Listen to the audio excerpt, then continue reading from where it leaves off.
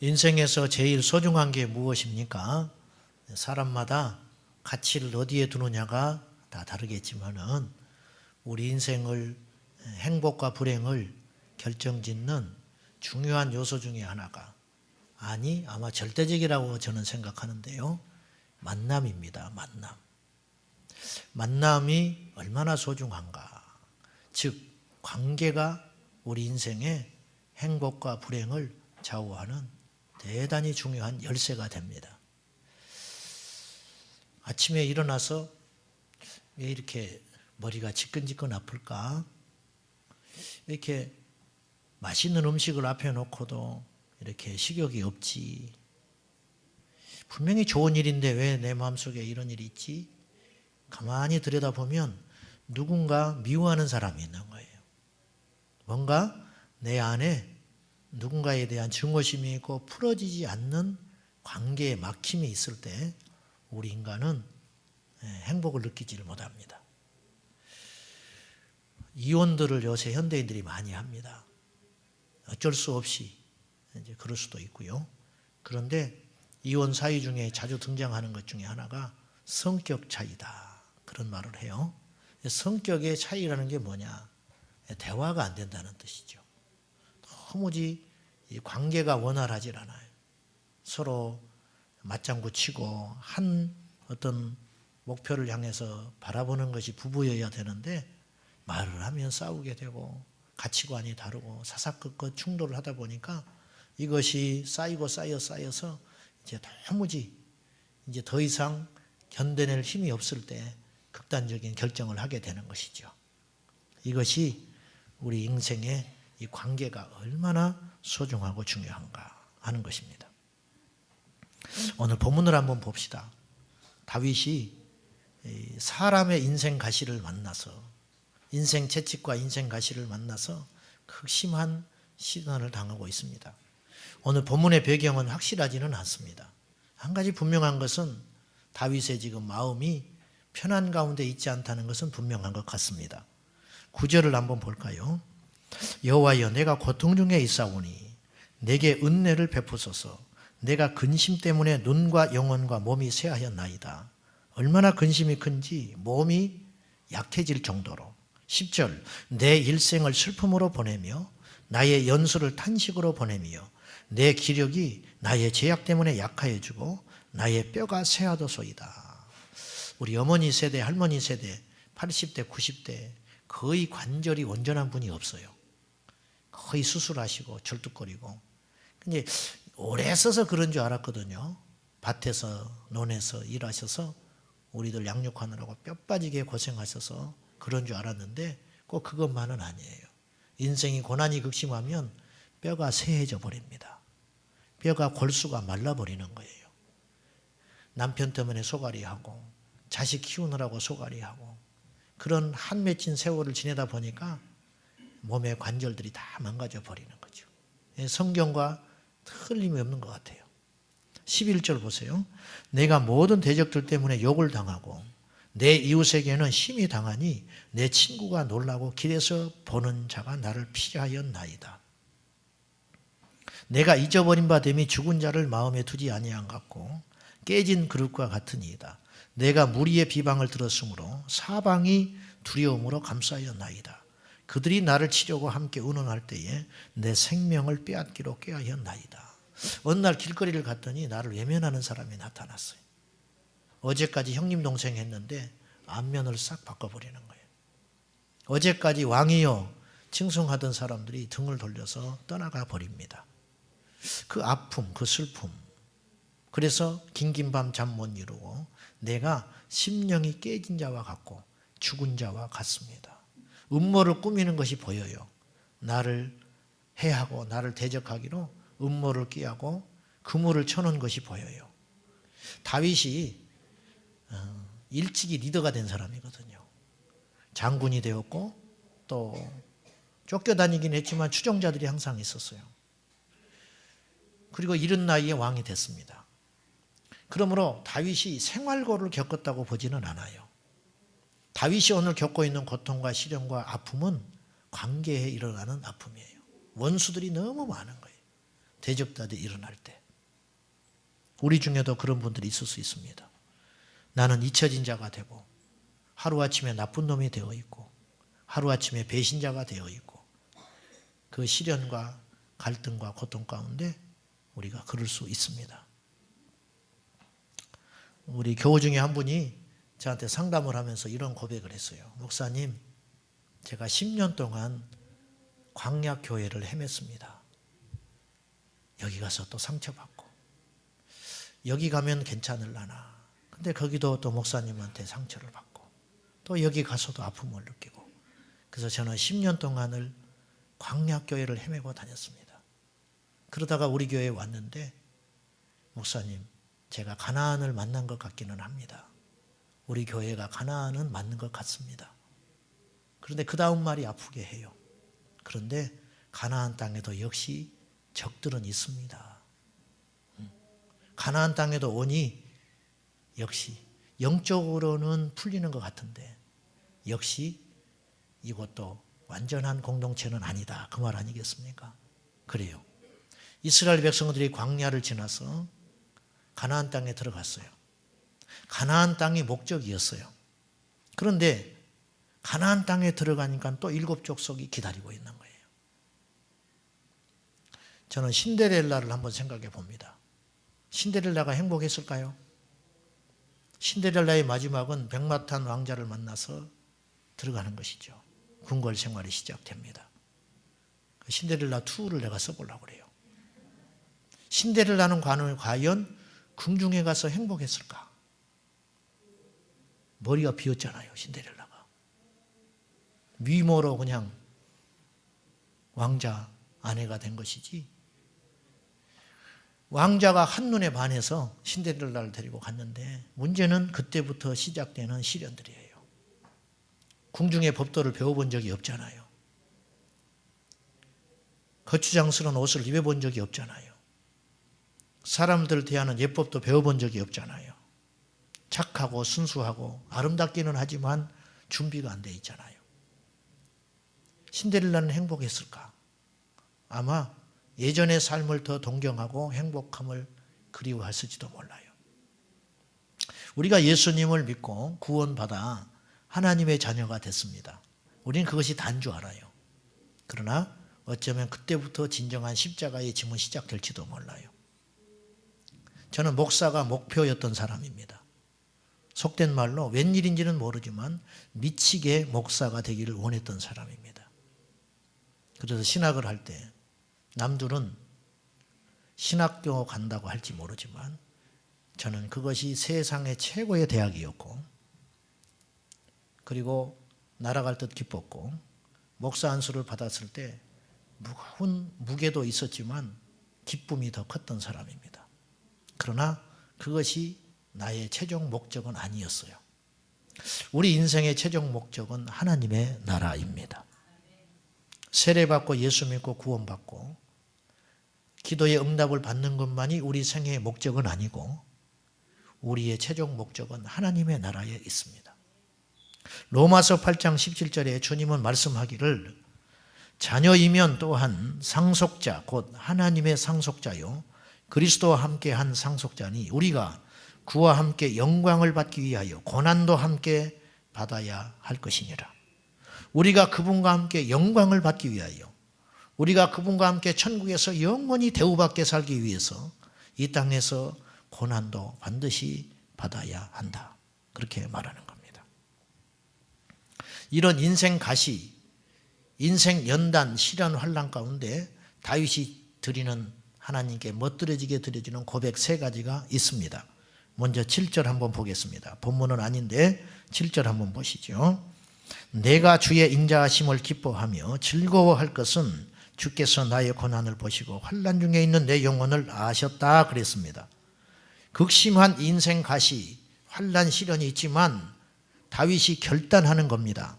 나는 주님 앞에 주의 인자하심을 기뻐하며 즐거워하겠나이다. 하나님이 나를 버리신 것만 아니라면 나는 슬퍼하지는 않겠습니다. 우리가 환난과 시련이 올 때 견디는 것이 믿음인 줄 알았어요. 저도. 그래, 이 고비를 참자. 이것도 쉬운 일은 아니에요. 울며 씨를 뿌리는 것, 환난과 시련이 올 때, 내 뜻대로 인생이 풀리지 않을 때 움츠리고 견디고 하나님 원망하지 않고 믿음을 지키는 것도 보통 일은 아닙니다. 그런데 오늘 다윗은 우리에게 적극적으로 하나를 더 이야기하고 있어요. 고난과 아픔과 시련이 올 때, 사방의 비방과 고통이 일어날 때 오히려 하나님 앞에 기뻐하고 즐거워하겠습니다. 그렇게 결단하는 거예요. 우리는 고난 앞에 절망합니다. 낙심해 버립니다. 제가 군대 가서 4주 훈련을 받았는데 제 전 기수가 훈련이 힘들다고 화장실에 가서 목을 매버렸어요. 그래가지고 비상이 걸려가지고 우리를 함부로 못하는 거예요. 또 죽을까 봐. 그래서 그 덕분에 우리가 훈련을 편하게 받았는데 4주 훈련 중에 2주를 훈련을 안 시키는 거예요. 그냥 이렇게 정신교육만 시키는 거예요. 더 죽겠더라고, 앉아가지고. 습기 차고 더운데 앉아가지고 계속 죽지만 말아라는 거예요. 죽지만 말아라. 근데 나중에 2주 지난 다음에 이게 바뀌어가지고 그동안 2주 동안 안 한 훈련을 2주에 다 했어요. 얼마나 힘들었는지 몰라요. 이 말씀을 제가 이 대목이 생각이 나면서 준비하면서 주님이 저에게 강력히 주시는 도전이 있었어요. 정말 힘든가 하는 거예요. 이 땅에 크리스찬들이 너무 힘들다는 말과 죽겠다는 말들과 못 살겠다는 말을 입에 달고 산다. 성령님이 지적하는 건 그것이었어요. 여러분, 분별을 잘해보세요. 정말 그렇게 힘드세요? 생을 포기해야 할 만큼 힘드십니까? 정말 죽겠습니까? 그렇지 않다면 말하지 말아라. 주님이 우리의 입을 봉하는 거예요. 여러분, 정말 힘들지 않으면 힘들다는 소리가 이 시간 이후로 하지 마세요. 그러면 감당하지 못할 시험을 주시지 않는다는 주님의 약속은 거짓이네요. 우리가 감당할 수 있는 시험만 주신다 그랬어요. 어렵다고요? 이해한다고 되는 문제가 아니라는 거예요. 위로받는다고 되는 문제가 아니라 십자가에 달리신 주님 앞에 우리가 냉정하게 따져보자는 거예요. 마귀에게 속고 있는 건 아닌가? 힘들다, 어렵다, 죽겠다. 그런 소리를 내뱉으면서 끌려가는 우리 인생이 하나님 보시기에 합당한 삶인가? 그건 아니다. 하나님은 우리에게 감당할 십자가를 주셨다고 믿으라는 거죠. 오늘 다윗이 적극적으로 정말 죽기 직전까지 갔잖아요. 그런데 다윗이 고백하는 건 적극적으로 내가 하나님 앞에 기뻐하며 즐거워하겠습니다. 그 이유가 있어요. 이런 고백을 하는 이유는 7절 다시 보면 주께서 나의 고난을 보시고 환난 중에 있는 내 영혼을 아셨기 때문이라는 거예요.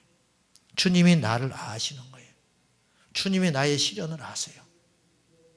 그것만으로 우리는 즐거워하고 기뻐할 수 있어야 한다. 사랑하는 여러분, 하나님이 무능하다든지 몰라서 우리 인생이 고난의 가시밭길을 걸어간다면 우리는 그분을 하나님이라고 부를 필요가 없어요. 알지만 내가 꿋꿋하게 견디기를 기다리시고 성숙해지기를 원하시는 그 하나님의 계획을 우리가 알 수 있다면 이 고난도 감사하구나. 어떤 분들은 어떻게 고난이 유익이라는 말을 쉽게 하는가? 고난이 유익이라는 말에 시험 드는 사람도 있어요. 목사님은 고난을 안 당해봐서 그런가 봐. 지난주 말씀이 이거였죠. 징계가 사랑으로 여겨지는가? 징계조차도 사랑이에요. 믿습니까? 하나님이 나를 사랑한다는 증거는 좋은 일이 있어서만이 아니라 징계를 통해서도 내 영혼을 바로 세워가시는 하나님의 역사, 이것이 사랑이다. 고린도전서 5장 5절에 보면 바울이 입에 담을 수 없는 악하고 패역한 일이 고린도 교회에서 일어나고 있는 거예요. 이건 세상에서도 이런 일이 없는데 고린도 교회 안에서 그런 일이 자행되고 있는 것을 보면서 바울이 경고하고 눈물로 편지를 보낼 때 고린도전서 5장 5절에 그 범죄한 자들을 사탄에게 내어줬다고 그래요. 자, 사단에게 매이게 되면 얼마나 그 인생이 고난이 오겠어요. 그런데 그 이유가 있다는 거예요. 바울이 범죄자들을 사단에게 내어준 것은 육신은 멸하고 영은 예수님 오실 때에 구원받게 하려 함이라. 결국 우리 육은 극심한 고난과 시련을 받더라도 마지막 날에 그 영은 구원받아야 하겠다는 거예요. 여러분, 이것이 하나님의 사랑입니다. 이것이 믿어져야 우리가 예수의 사람이에요. 이것이 믿어져야. 천국을 믿는다면 가능하지 않겠어요? 고난이 어째서 유익이냐? 고난이 유익이라고 고백할 수 있는 사람은 십자가를 통과한 사람만이 그렇게 이야기할 수 있어요. 십자가를 통해서 내가 부인되어지고, 십자가를 통해서 내가 주님을 바로 알게 되고, 아무리요 우리가 노력한다고 해서 믿음이 세워지는 건 아닙니다. 여러분, 바르게 살고 싶다고 해서 바르게 살아지던가요? 여러분, 내가 정직해야지 그런다고 정직해지던가요? 누가 나에게 정직하라고 교육을 시킨다고 정직해집니까? 아니에요. 안 돼요. 정직하지 못했을 때 시련을 당하고 연단을 받은 자만이 정직한 삶을 살 수 있게 되는 거예요. 욕심을 내려놓읍시다. 욕심을 내려놓기로 결단한다고 욕심이 내려지던가요? 안 됩니다. 욕심을 품었더니 내게 하나님께서 가시 연단을 통하여 아니구나, 이렇게 살아서는 안 되겠구나. 그래서 고난은 내게 유익이 될 수 있다는 겁니다. 그걸 통과한 자는. 다윗이 두 번째 고백하는 게 있습니다. 고난이 와도 하나님은 여전히 내 인생의 주인이시라고 고백합니다. 놀라운 고백이죠. 14절, 아까 우리가 9절부터 13절의 말씀은 다윗이 얼마나 지금 어려운 상황에 처해 있는가, 그것을 대충 봤어요. 근데 14절에 고백합니다. 읽어봅시다. 시작. 여호와여, 그러하여도 나는 주께 의지하고 말하기를 주는 내 하나님이시라 하였나이다. 그러하여도 죽게 되어도, 억울해도, 사방의 적들이 비방하고 의도적으로 나를 죽이려고 작당을 해도 나는 주께 의지하고 말하기를, 따라합시다. 주는 내 하나님이십니다. 주는 내 하나님이라는 거예요. 주인 주자거든요. 로드, 당신은 내 인생의 유일하신 주인이신 하나님이십니다. 그렇게 고백하고 있는 거예요. 우리가 고난 앞에 속절없이 무너지고 타락한 사람도 부지기수로 많습니다. 철학자 니체는 신은 죽었다라는 말을 했습니다. 경거망동한 말이고 발칙한 말이지만 그 짧은 한마디가 얼마나 유명한 말이 됐습니까?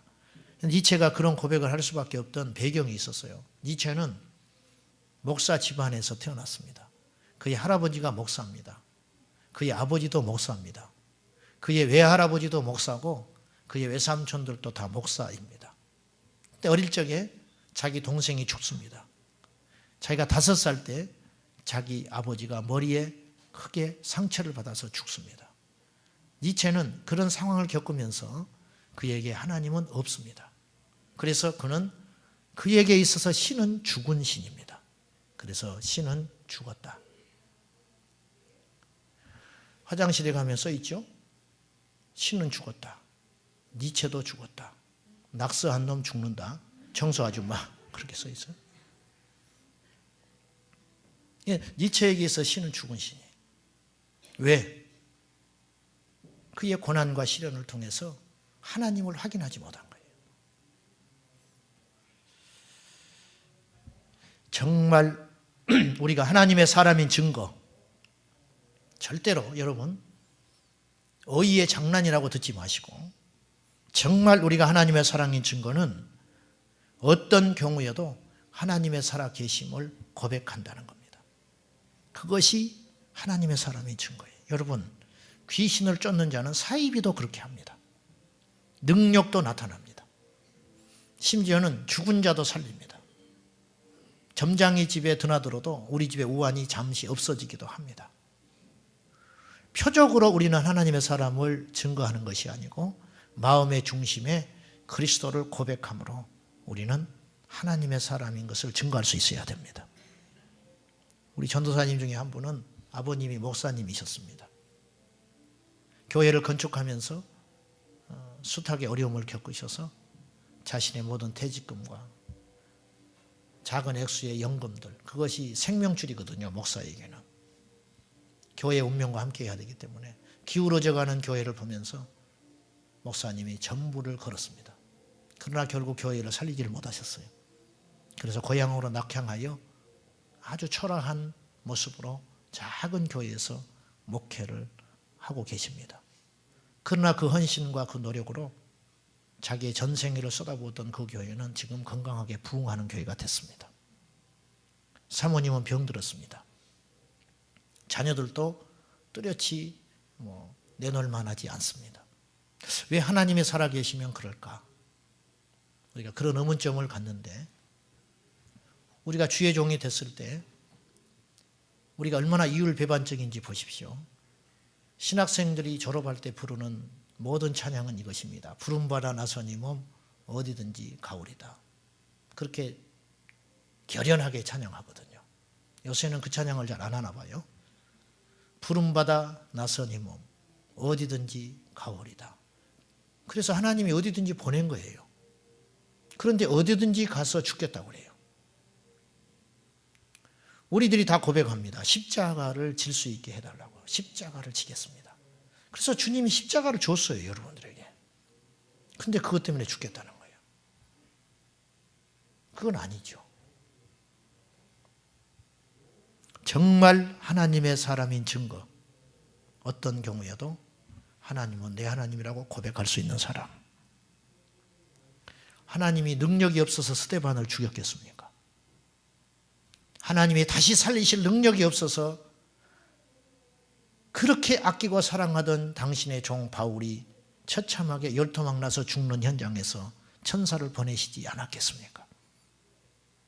그 죽음조차도 하나님께 영광이 되기 때문에 주님이 그리하신 겁니다. 우리 전도사님이 학교 사경회 때 강사 목사님이 오셔서 설교를 하시는데 큰 은혜를 받았다고 하시면서 이런 고백을 했어요. 신학생들을 앉혀놓고 설교하시는데 그 목사님 이렇게 이야기하시더래요. 당신들은 개입니다, 개. 사람들 놓고 개라고 그러네. 주님이 목자고 성도는 양이고 당신들은 목자가 필요에 의해서 양을 거느리고 먹고 입히기 위해서 사용하는 개일 뿐이다. 근데 개들이 이렇게 말이 많냐고. 개들이 왜 그렇게 싸나와? 개들이 할 일도 안 하고 개는 양을 위해 존재한다. 큰 은혜를 받았다는 거예요. 저를 개라고 불러주십시오. 개가 자아가 살아있으면 되겠어요? 개가 고집이 있으면 되겠어요? 목자의 쓰임에 따라서 쓰다가 어느 날 쓸쓸히 사라지는 존재. 그러나 그것이 복입니다. 성경에는 하나님의 사람들이 많이 등장합니다. 성경 밖에서 가장 예수님다운 삶이 누굴까? 역사에 많이 있었지요. 손양원 목사님이 생각이 났어요. 손양원 목사님은 성경에 기록되지만 않았을 뿐이지 성경의 어떤 인물과 비교도 빠지지 않는 믿음의 승리자라 그렇게 생각합니다. 그분은 신사참배를 거부했다가 감옥살이를 했습니다. 여순 반란 사건 때 순천으로 유학 보낸 자기 두 아들이 공산당 청년에 의해서 총에 맞아 죽었습니다. 그 반란이 진압되고 나서 그 범인을 잡아서 사형을 기다리고 있는 그 원수를 손 목사님은 탄원하여 살려서 자기 아들을 삼습니다. 자기 아들을 삼을 때 손 목사님이 말하시는 게 이거였습니다. 내 두 아들은 천국에 갔습니다. 그러나 이 내 아들을 죽인 이 원수는 지금 죽으면 지옥 갑니다. 그래서 그 아들을 양자 삼는다는 거죠. 두 아들이 죽었을 때 손 목사님이 아들의 장례를 집례하면서 하나님께 10가지의 기도를 합니다. 감사의 기도. 첫째, 나 같은 죄인이 죄인의 혈통에서 순교의 자식들을 나오게 하셨으니 감사합니다. 두 번째, 많은 성도들 중에 이런 보배들을 주께서 하필 나에게 주셔서 감사합니다.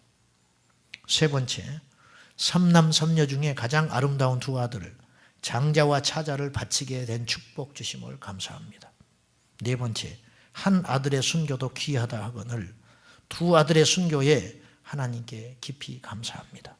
다섯 번째, 예수 믿다가 누워 죽는 것도 큰 복인데 전도하다가 총살 순교 당함에 감사합니다. 여섯 번째, 미국 유학 준비하던 내 아들 미국보다 더 좋은 천국 갔으니 안심이 되어서 감사합니다. 일곱 번째, 사랑하는 두 아들을 총살한 원수를 회개시켜 내 아들로 삼고자 하는 사랑의 마음을 주셔서 감사합니다. 여덟 번째, 두 아들의 순교로 무수히 천국의 아들들이 생길 것이 믿어지니 감사합니다.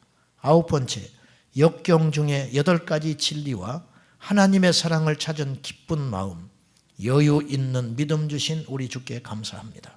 끝으로 10번째, 분수에 넘치는 가분한 큰 복 주신 하나님께 모든 영광을 돌립니다.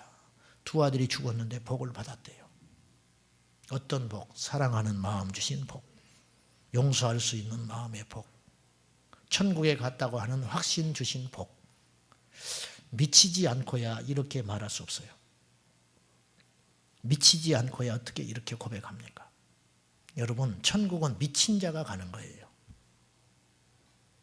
정상적인 사고를 가지고는 절대 성경대로 못 삽니다. 속옷을 논하는데 겉옷을 어떻게 벗어 줍니까? 내 것을 노리는 원수가 술을 부리는데 어떻게 그를 품고 기도하고 버젓하게 그것을 내줄 수 있겠습니까? 나를 핍박하는 자를 위해서 기도 정도는 할 수 있습니다. 신앙인의 양심으로. 그러나 그를 어떻게 축복합니까? 원수가 잘 때라고 어떻게 기도가 나옵니까? 미치지 않고야.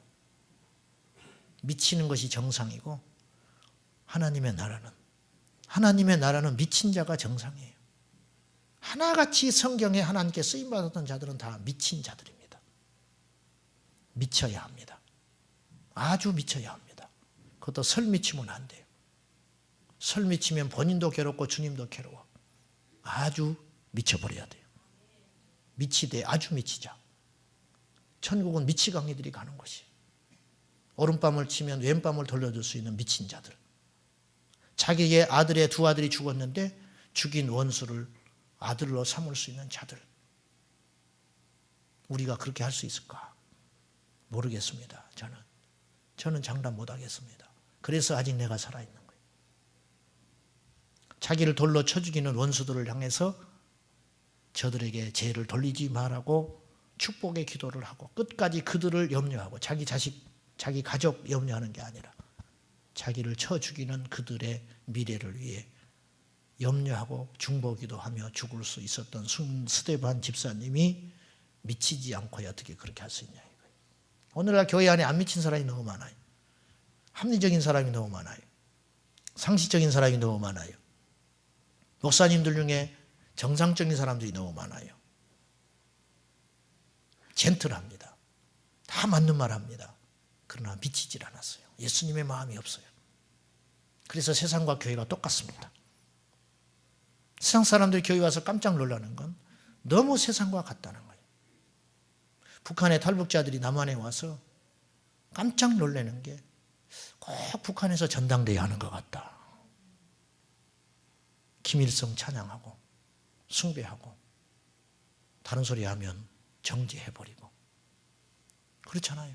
감시하고 교회하고 별 다를 바가 없다. 너무 비슷하다. 그들은 악령이 지배하는 것인데 교회는 성령이 지배하는 것임에도 불구하고 다를 것이 없다. 나쁜 놈은 여전히 나쁜 놈, 좋은 사람은 여전히 좋은 사람 대우받고 힘 있는 자는 대우받고 약한 자는 천시하고 마음에 안 드는 자는 나가버렸으면 좋겠다. 그렇게 은근히 밀어내고 이게 세상의 논리와 다를 게 뭐가 있냐 이거예요. 제가 꿈꾸는 교회가 무엇인지 압니까? 지금 이제 두 분 다 돌아가셨는데 우리 초기에 한 15년 식물인간으로 집에만 누워있는 어머니를 모시는 딸이 있었습니다. 근데 그 어머니도 돌아가셨고 그 딸도 갑작스럽게 심장마비로 죽었는데요. 그 딸이 결혼을 포기하고 그 어머니를 모셨습니다. 50줄이 다 될 때까지. 그랬는데 그냥 자신도 많이 망가져 있죠. 오죽하겠습니까? 근데 그 집안의 자녀들이 그렇게 효자였어요. 어머니를 응접실 가운데 욕창이 나니까 고무 튜브 침대에다가 모셔놓고 하루에 12번씩 20번씩 잠자다가 일어나서 뒤져버리게 하면서 욕창이 안 나기 위해서, 욕창이 생기면 사방팔방 돌아다녀서 최고의 약을 구해다가 치료해 주려고 애를 썼고, 어머니는 말 한마디 하지 않습니다. 대소변을 날마다 받아내야 하고 그 집에 들어가면 냄새가 코를 찔러서 목 쌓이지만 불편합니다. 그런 집이 있었어요. 그런데 그분의 모든 그 집안의 모든 사이클, 자식들, 그리고 애경사, 대소사, 일정 행사들이 다 말 한마디 못하고 누워있기만 하는 목석과 같은 그 어머니를 중심으로 돌아갑니다. 즉 어머니가 귀찮은 존재가 아니고 그 누워있는 어머니가 힘이고 그 누워있는 어머니가 절대적이고 그 누워있는 어머니가 자신들에게 모든 것이 된다는 거예요. 교회는 그렇게 누워서 없어지면 얼마나 좋겠어요. 깨끗하고 돈도 얼마나 많이 들어갑니까? 엄청난 에너지가 들어가요. 누워있는 기간 동안 가족여행 한번 못 갑니다. 반드시 한 명은 남아있어야 하니까 남아있는 사람을 두고 어떻게 가족여행을 가요? 교회는 그래야 됩니다. 저 사람 때문에 저 사람이 우리 공동체를 불편하게 만들어요. 그러나 그 사람을 우리가 모두 품는 것이, 그 사람을 우리가 다 이해해버리면 되잖아요. 그 사람을 우리가 다 용납해버리면 되잖아요. 우리가 그 사람을 다 사랑해버리면 되잖아요. 그럼 문제될 게 없잖아요. 사랑하기 때문에 내 청춘 전부를 빼앗아가는 어머니도 밤낮으로 뽀뽀를 해주고 씻어주고 닦아주고 한마디 말 없는 엄마에게 대화를 주고받아야 할 만큼 소중한 존재. 이것이 하나님의 나라지요.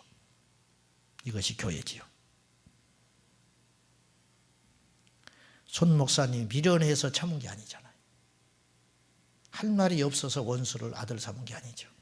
여러분, 미련해서 힘이 없어 할 말이 없어서 참는 것도 견디는 것도 아니에요. 우리는 베드로전서 2장 9절과 10절에 부당하게 고난을 받아도 하나님을 생각함으로 슬픔을 참으며 이는 아름답다. 부당한 고난을 받아도 하나님을 생각함으로 참는다면 그것은 아름다운 것이다. 선을 행함으로 고난을 받고 참는다면 이것은 하나님 앞에 아름다운 것이다. 이상해요. 교회가 어느 때는 꼭 투전판 같을 때가 있어. 저는 노름은 안 해봤는데 노름한 사람들 보면 돈 땄다는 사람이 하나도 없대. 고개 끄덕거리는 분들은 노름을 해본 사람들이에요. 자기도 모르게 끄덕거려 버렸어. 본능적으로 이제 알게 됐어요. 제가 여러분의 과거를. 돈 땄다는 사람이 하나도 없다는 거예요. 교회가 가끔 그럴 때가 있어요. 잘못했다는 사람은 하나도 없어. 다 잘했대. 다 잘해. 다 자기 생각이 맞대. 그렇지 않거든요. 거꾸로 생각하면 어때요? 다 잘못했다고. 다 내 생각이 틀린 것 같았다고. 내가 미안했다고. 그러면 우리가 천국 안 가도 천국을 경험할 수 있지 않을까요?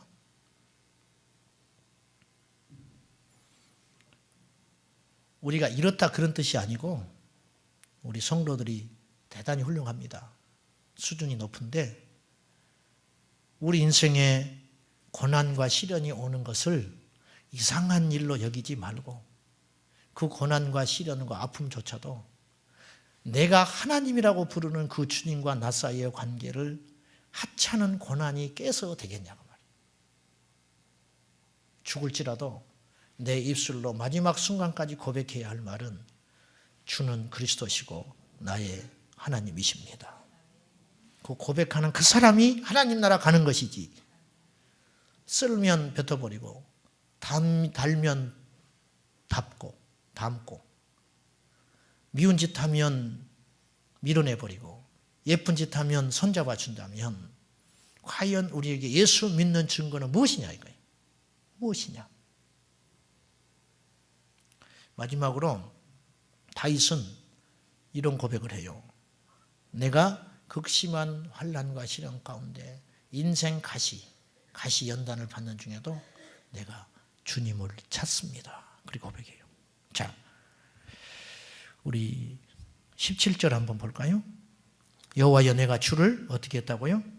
네, 찾았다는 말이거든요. 내가 주님을 불렀습니다. 어느 때? 핍박이 올 때, 시련이 올 때, 억울한 일을 할 때, 심장이 터질 만큼 괴로울 때 내가 주님을 부르고 찾습니다. 의외로 고난이 오면 당연히 하나님께 엎드려야 하고 나와야 되는데 의외로 그렇지 않는 사람들이 많아요. 아니, 고난이 올 때 주께 엎드리고 기도하는 사람이 적어요. 솔직히 말하면 적습니다. 한번 살펴보십시오. 정말 적습니다. 그래서 마지막 날에 믿음을 보겠느냐? 주님이 그러하셨는지 몰라요. 입시에 붙게 해달라고는 열렬히 기도하는데 떨어진 다음에 하나님께 엎드리는 사람은 거의 못 봤어요. 그렇죠? 왜 우리는 떨어진 다음에 기도해야 되지? 더 기도해야 됩니까? 고난이 왔기 때문에. 왜 우리는 합격만 해달라고 기도합니까? 어차피 떨어질 사람은 정해져 있는 건데 그 떨어지는 대상이 내가 될 수도 있는데 그럼 떨어지면 더 기도해야 되죠. 왜? 위기가 왔으니까. 진짜 환난이 온 거 아니에요. 합격해달라고 기도하는 거는 합격이라고 하는 소망이 있기 때문에 기도하는 것이지만 이제 떨어지면 진짜 내 발등에 불이 떨어진 거 아니에요. 그러면 더 엎드려야지요. 좋은 배우자를 위해서 기도해야 합니다. 작정을 하고. 근데 좋은 배우자가 만나지 않았다 이거예요. 그럼 어떻게 해요? 더 기도해야 되잖아, 이제는. 사업을 구상하면서 기도해요. 근데 사업이 내 뜻대로 되질 않아요. 그러면 내 뜻대로 안 될 때 엎드려야 되지 않겠습니까?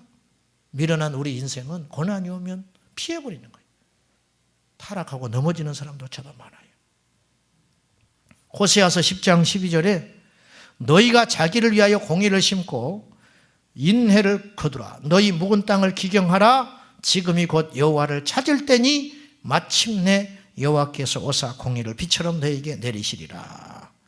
너희 묵은 땅을 기경하고 여호와를 찾을 때가 언제라고요? 지금이다. 지금. 저도 그 중에 한 사람일 수 있는데 목사님들이 목회가 너무 힘들다. 너무 스트레스가 심해. 전화해가지고 너무 스트레스가 심해서 안 되겠어. 바람이나 쎄세. 그리고 자유로를 싹 달리는 거예요. 그게 이제 우리 해법이냐. 여러분, 그것이 해법일까요? 너무 힘들어. 스트레스 밀려와. 그럼 어떻게 해야 돼요? 십자가 앞에 엎드려야지요. 근데 아는데 몸과 마음이 안 움직여지는 거예요. 이 차이가 우리 인생을 결정해요. 할렐루야. 여러분, 고난이 올 때 주님 찾아야 됩니다. 여호와를 찾으라. 그리하면 살리라. 근데 고난이 오면 피해버린다니까요. 부딪혀서 마귀를 대적하라. 그리하면 마귀가 피하리라 그랬는데 마귀가 나타나면 도망해버려요. 피해버려요. 아모스 5장 4절 여호와를 찾으라. 그리하면 살리라. 여호와를 찾는다는 의미가 뭘까요? 입술로 주여 주여 한다고 됩니까? 하나님을 찾는다는 말은 내 인생 상황과 판단과 결정의 순간에 그분의 뜻을 존중하는 거예요. 무슨 말이냐면 우리가 교회에서만 날마다 살지는 않잖아요. 세상에 있는 시간이 훨씬 많잖아요. 그러면 교회 와서 예배하는 것이 하나님을 찾는 것인가? 아니에요. 세상에 사는 동안에 우리가 어떤 상황, 어떤 환경 가운데 있을 때 하나님을 찾는다는 것은 그 상황, 사건 속에 하나님을 개입시키는 겁니다. 이게 하나님을 찾는 거예요. 요셉이 17살에 팔려서 37에 20년 만에 형제들을 만났습니다. 피가 거꾸로 솟는 거예요. 자기를 죽이려다가 팔아버렸어요. 남이 그래도 용서할 수 없어요. 근데 형제들이 자기를 그렇게 했어요. 보는 순간 눈이 안 뒤집어졌겠습니까? 그런데 요셉은 그 순간에 하나님을 그 상황에 개입을 시킵니다. 그래서 창세기 45장 5절에 요셉이 이 말로 안심을 시킵니다. 당신들이 나를 이곳에 팔았다고 해서 근심하지 마십시오. 한탄하지 마십시오. 하나님이 생명을 구원하시려고 나를 당신들보다 먼저 보내셨나이다. 이 일을 기획하고 연출하시고 행하시는 분이 하나님이라는 거예요. 그러니 내가 어찌 여러분에게 복수하겠냐. 이게 하나님을 찾는 자라는 거죠. 하나님을 그 순간 찾지 않았다면 요셉은 손에 피를 묻혀야 했어요. 피비린내가 진동했을 것입니다. 하나님을 그 상황에 개입을 시키더니 다 해석이 됐어요. 하나님이 나를 먼저 보냈구나. 이들은 하나님의 도구에 불과했구나. 도구를 심판하면 뭐 하겠습니까? 얼마나 놀라운 믿음입니까? 다윗은 주님을 찾습니다. 다윗은 주님을 부르짖어 간절히 구합니다. 그랬더니 모든 것이 이해됩니다. 그랬더니 모든 것이 제대로 해석이 됩니다. 그랬더니 모든 의문점이 풀립니다. 이것이 믿음이죠. 사람의 눈으로 이 세상은 풀리지 않아요. 그러나 하나님의 관점과 눈으로 보면 공평하신 하나님이 보이는 거예요. 하나님은 공평하세요. 고난도 시련도. 왜 공평하냐? 고난과 시련을 통해 하나님은 더 큰 걸 주셔요. 그러나 형통한 인생은 인생의 깊이가 없어요. 그래서 이 땅에 편안하게 사는 만큼 하나님 앞에 가면 할 말이 없는 거예요. 이 땅에 예수 때문에 십자가를 지고 고난이 클수록 주님 앞에 갔을 때 칭찬받고 인정받는 역사가 클 거예요. 그래서 우리 주님은 공평하신 분입니다. 할렐루야. 결론 맺습니다. 시련이 오면 믿음을 합니다. 환난은 닥쳐봐야 그 마음의 중심을 합니다. 시련이 올 때 기쁨으로 여호와께 나와 주님을 찾고 주님은 여전히 내 하나님이라고 고백하는 그 믿음, 그 믿음의 선물이 우리 교회 안에 가득하기를 예수님의 이름으로 축원합니다.